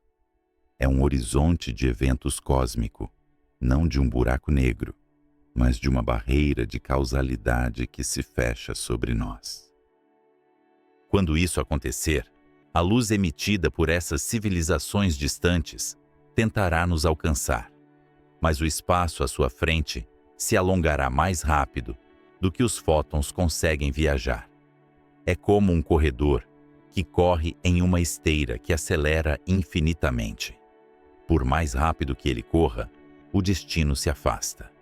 A última imagem de uma galáxia distante ficará congelada no tempo, avermelhando-se gradualmente à medida que seus comprimentos de onda são esticados pela expansão implacável, transformando a luz visível em infravermelho, depois em ondas de rádio, até que o sinal se torne tão tênue e tão longo que se dissolverá no ruído de fundo do universo, desaparecendo para sempre no silêncio. O supervazio de Eridanos, com seu diâmetro de quase 2 bilhões de anos-luz, é o primeiro território conquistado por este regime de isolamento. Lá dentro, a densidade da matéria caiu tanto que a gravidade perdeu a guerra há muito tempo. É um reino onde a energia escura reina suprema, intocada e absoluta. Se fôssemos teletransportados para o centro desse vazio hoje, sem a ajuda de telescópios superpotentes, veríamos apenas uma escuridão abissal. As poucas galáxias presentes lá são náufragos solitários, separadas por distâncias tão vastas que a luz de uma pode nunca alcançar a outra. E assim, o universo inteiro começará a imitar Eridanos. À medida que a aceleração continua, as estruturas que hoje definem a nossa realidade, a teia cósmica com seus filamentos brilhantes e nós densos, começarão a se desfazer. Primeiro, os superaglomerados serão desmembrados. A gravidade, enfraquecida pela distância crescente, soltará sua mão. As galáxias que não estão gravitacionalmente ligadas em grupos locais muito apertados se soltarão das amarras e serão arrastadas pela maré escura. O céu noturno da Terra, ou do que restar dela, mudará drasticamente. A Via Láctea e sua vizinha Andrômeda já terão se fundido em uma única galáxia elíptica gigante, a Lactômeda, um farol solitário em um mar em expansão. Mas além das estrelas desta nova supergaláxia, o resto do universo começará a se apagar, uma a uma, como velas sendo sopradas em uma catedral vasta e escura. Este processo culmina em um cenário conhecido como a morte térmica, ou o grande congelamento. Mas a estrada até lá é pavimentada por um isolamento existencial profundo. A temperatura do cosmos cairá assintoticamente em direção ao zero absoluto. A entropia, a medida da desordem e da energia inutilizável, atingirá seu máximo. O universo se tornará um lugar de uniformidade perfeita e terrível, onde nada acontece, onde nenhuma energia flui, onde o tempo perde o seu sentido, porque não há eventos para marcá-lo. Neste futuro distante, o vazio de Eridanos deixará de ser distinguível do resto do cosmos, porque o cosmos inteiro terá se tornado um único, infinito e monótono vazio de Eridanos. A mancha fria que hoje nos intriga não será mais uma mancha, ela será a temperatura de fundo de toda a criação. A radiação cósmica de fundo, esse eco do Big Bang, que nos permitiu decifrar a origem de tudo, terá sido esticada até comprimentos de onda maiores que o tamanho do horizonte visível, tornando-se indetectável. É aqui que a tragédia filosófica se torna palpável. Nós vivemos em uma era privilegiada, uma janela de tempo dourada na história do universo.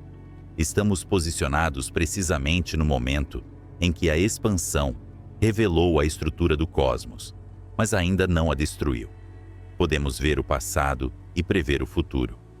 Os astrônomos daquele futuro distante, isolados em sua ilha galáctica cercada por trilhões de anos-luz de vácuo idêntico ao de Eridanos, olharão para seus dados e concluirão, corretamente, com base no que vem, que o universo é estático, eterno e limitado apenas à sua própria vizinhança estelar. Eles construirão modelos físicos perfeitos que explicam seu mundo, mas estarão fundamentalmente errados sobre a natureza da realidade, pois as evidências da verdade, a luz das outras galáxias e o brilho do Big Bang terão fugido para além da borda do mundo. A verdade sobre a origem do universo será perdida para sempre, não por falta de inteligência, mas porque o próprio universo apagou suas pegadas. Mas a física teórica nos permite vislumbrar cenários ainda mais extremos do que o simples isolamento. Se a densidade da energia escura não for constante, mas aumentar com o tempo, um cenário conhecido como energia fantasma, então o vazio de Eridanos não é apenas um modelo de isolamento, mas um prenúncio de desintegração total. Neste cenário de Big Rip, ou grande ruptura, a força repulsiva do vazio se tornaria tão intensa que superaria a gravidade, não apenas entre galáxias, mas dentro delas. Imagine a Via Láctea sendo despedaçada, suas estrelas espalhadas na escuridão. Então, a força invadiria os sistemas solares, arrancando planetas de suas órbitas. Nos momentos finais, a própria estrutura da matéria seria assaltada. A força expansiva superaria as forças eletromagnéticas e nucleares.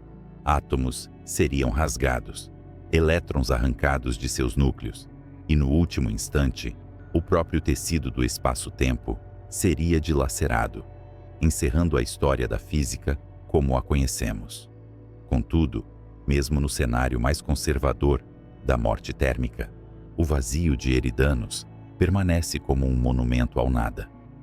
Ele nos lembra que a estrutura, a vida e a complexidade são exceções frágeis e temporárias em um universo que tende, inexoravelmente, ao equilíbrio frio e vazio.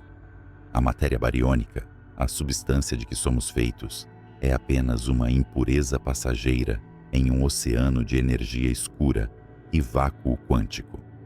Ao contemplarmos esse abismo hoje, sentimos uma vertigem cósmica. O buraco no universo não é um erro, é o estado natural das coisas reafirmando-se. É o silêncio, esperando pacientemente que a Sinfonia das Estrelas termine sua apresentação. As galáxias são fogos de artifício breves em uma noite eterna, e o vazio de Eridanos é a noite começando a reivindicar seu território. No entanto, há uma beleza austera nesta desolação. Se o destino final é o esquecimento e o frio, isso confere um valor infinito ao agora. A raridade da nossa existência, a improbabilidade de estarmos aqui, conscientes, olhando para o vazio e compreendendo a sua natureza, torna este momento presente a coisa mais preciosa em toda a extensão do tempo e do espaço. Somos a maneira do universo conhecer a si mesmo antes que as luzes se apaguem e a cortina caia sobre o palco da realidade.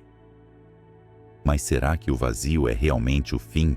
Ou a física quântica, em sua loucura probabilística, guarda um último segredo nas flutuações do vácuo, capaz de reiniciar o relógio quando nada mais restar?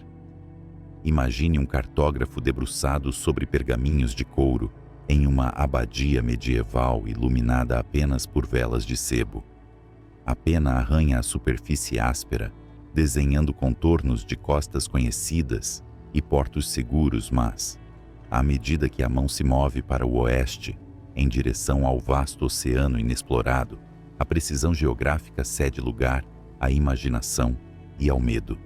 Ali, onde o conhecimento humano terminava, eles não deixavam o papel em branco. Eles escreviam Hic sunt dracones. Aqui habitam dragões. Era uma admissão de ignorância disfarçada de lenda, um reconhecimento de que nas bordas da nossa compreensão, a realidade se dissolve em monstros e mistérios. Séculos depois, trocamos as velas de sebo pelos detectores supercondutores do satélite Planck e os pergaminhos de couro pelos mapas digitais da radiação cósmica de fundo. Mapeamos as costas do tempo e as ilhas de galáxias com uma arrogância que sugeria que não havia mais dragões a serem encontrados, apenas equações a serem refinadas. Acreditávamos que o universo, em sua escala mais grandiosa, era uma tapeçaria uniforme, um tecido tecido com a mesma linha e o mesmo padrão em todas as direções. Mas então, olhamos para a constelação de Eridanos e a realidade nos devolveu um olhar vazio. Ali reside o paradoxo supremo que encerra a nossa jornada. Passamos milênios construindo telescópios cada vez maiores para encontrar luz. Buscamos quasares flamejantes, berçários estelares neonatais e a dança violenta de estrelas de nêutrons. Nossa definição de existência sempre esteve atrelada à presença. Existir é ser matéria, é ser energia, é brilhar contra o pano de fundo da noite. No entanto, a estrutura mais titânica já identificada pela humanidade, o colosso que desafia nossa cosmologia, não é feita de fogo ou de massa. É um monumento à ausência. O supervazio de Eridanos não é apenas um espaço onde faltam galáxias. Se fosse apenas isso, seria uma curiosidade estatística, um deserto árido em um planeta fértil. Mas este vazio é algo mais profundo e inquietante. É como se alguém tivesse cortado um pedaço do tecido da realidade e deixado um buraco frio, onde as leis da probabilidade não se aplicam. É uma catedral de sombras, com 1 bilhão de anos-luz de diâmetro, um abismo tão vasto que a luz, a mensageira mais rápida do cosmos, envelhece e se cansa apenas ao tentar atravessá-lo. Ao contemplarmos essa vastidão estéril, somos forçados a confrontar a fragilidade do nosso princípio copernicano. Gostamos de acreditar que não ocupamos um lugar especial no universo, que a nossa vizinhança é uma amostra representativa do todo. Assumimos que as leis físicas que governam a queda de uma maçã ou a fusão no núcleo do Sol são as mesmas em qualquer canto do cosmos. Mas a mancha fria sussurra uma possibilidade aterrorizante. E se a nossa região do espaço, cheia de aglomerados de galáxias e filamentos luminosos, for a exceção? E se a verdadeira face do universo não for a luz das estrelas, mas o silêncio absoluto desse vazio primordial? Imagine um mergulhador que desce às profundezas do oceano, esperando encontrar recifes de coral vibrantes e cardumes de peixes, apenas para se deparar com uma fossa abissal sem fim, onde a água é gelada e a vida é impossível. O vazio de Eridanos é essa fossa na escala do universo observável. Ele nos lembra que a estrutura da realidade pode ser muito mais heterogênea e caótica do que nossos modelos matemáticos elegantes gostariam de admitir. A simetria que tanto prezamos na física pode ser apenas uma ilusão local, uma calmaria temporária em um oceano de desordem quântica. A existência dessa anomalia nos força a olhar para as bordas do nosso mapa cósmico e admitir que os dragões ainda estão lá. Talvez não sejam bestas com escamas e fogo, mas sim cicatrizes de colisões entre universos, marcas de nascença de um multiverso, onde bolhas de realidade se roçam como icebergs em um mar escuro.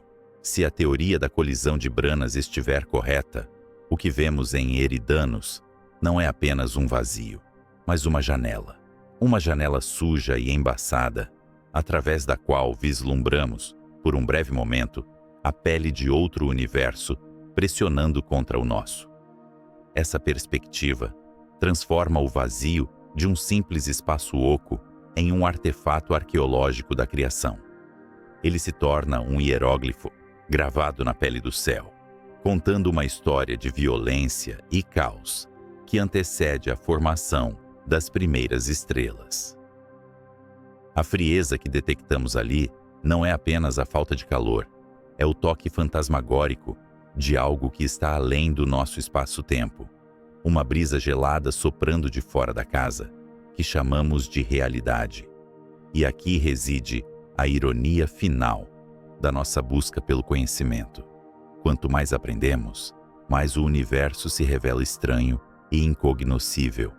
Descobrimos que a matéria bariônica, os átomos que compõem nossos corpos, a Terra e todas as estrelas que vemos, é apenas a espuma flutuando sobre um oceano escuro de energia e matéria desconhecidas. E agora, descobrimos que mesmo essa espuma pode ser varrida, deixando para trás vastas extensões de nada absoluto que desafiam nossa lógica. O vazio de Eridanos atua como um espelho negro. Quando olhamos para ele, não vemos galáxias distantes. Vemos os limites da nossa própria compreensão. Ele nos mostra que nossas certezas sobre a origem e o destino do cosmos são construídas sobre fundações que podem não ser universais. Talvez o universo não seja uma máquina perfeita, de relojoaria, mas uma besta orgânica, cheia de cicatrizes, assimetrias e vazios inexplicáveis. Estamos parados na beira deste precipício cósmico, pequenos primatas em um planeta rochoso, orbitando uma estrela comum, olhando para uma escuridão que se estende por bilhões de anos-luz. O silêncio que emana de Eridanos é ensurdecedor. Não é o silêncio da paz, mas o silêncio da indiferença. O universo não foi feito para nós.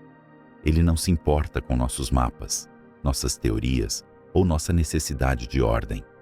Ele contém abismos, capazes de engolir nossa galáxia inteira sem deixar vestígios, e continua sua expansão implacável em direção ao frio eterno. No entanto, é justamente nessa confrontação com o abismo que encontramos nossa grandeza. Não somos grandes porque ocupamos o centro do palco, ou porque somos feitos de uma matéria especial. Somos grandes porque, diante de um buraco no tecido da realidade que desafia toda a razão, nós não desviamos o olhar. Nós apontamos nossos instrumentos para a escuridão, medimos sua temperatura, mapeamos seus contornos e ousamos perguntar: por quê? O vazio de Eridanos permanece lá, uma mancha fria no brilho residual do Big Bang, um lembrete constante de que o mistério é a condição fundamental da existência.